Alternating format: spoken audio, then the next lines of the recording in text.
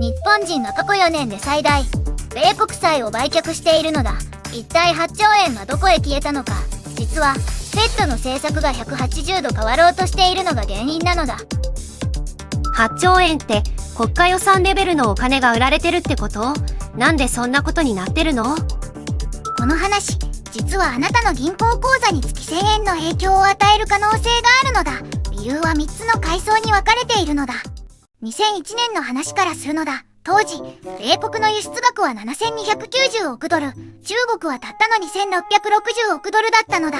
つまり、米国はまだ完全に世界経済の支配者だったのだ。25年前の話か。それが今どうなったの？まさか中国が米国を超えちゃった？ 2024年では中国が3兆5900億ドル、米国は1兆9000億ドルなのだ。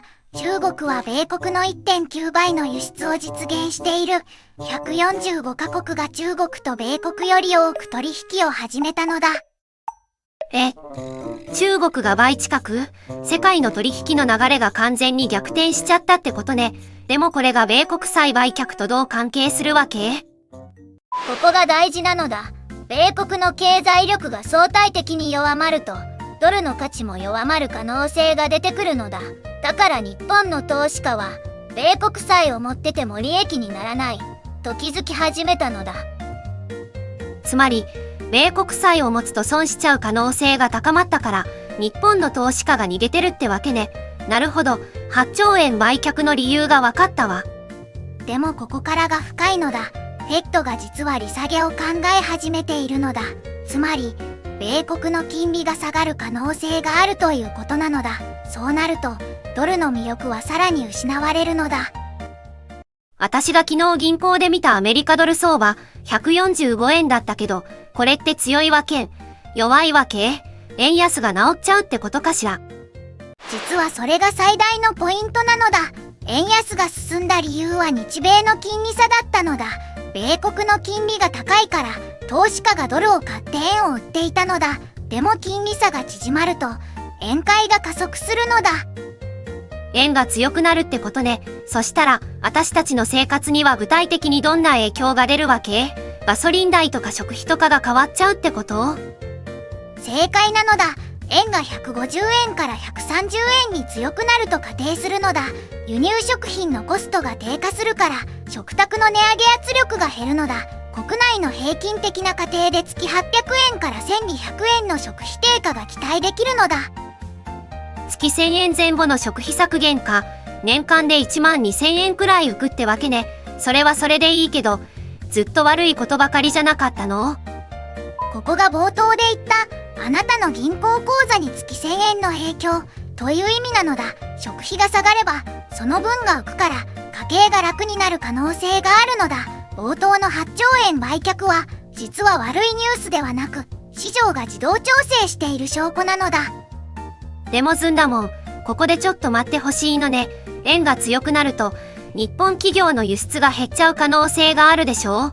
トヨタとかパナソニックとか、その影響はどうなるわけ？鋭いご指摘なのだ。実はこれが今日の最も複雑な部分なのだ。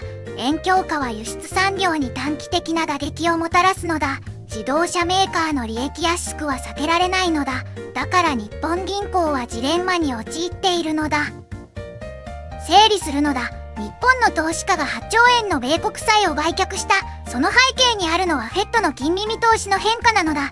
円が強化されれば食費は下がるが輸出産業は困るのだ。これが今日の構図なのだ。つまり消費者には嬉しい話だけど、企業の社員にとっては給料がカットされちゃう可能性があるってわけね。完全にハッピーエンドではないわ。ここからの3つのシナリオを考えるのだ。シナリオ A、FED が利下げを決行すれば、円は140円を割り、輸出産業は深刻な危機に直面するのだ。シナリオ B、FED が様子見を続ければ、円相場は145円前後で安定するのだ。シナリオ C、米国の成長が予想外に加速すれば、ドル高圧力が復帰するのだ。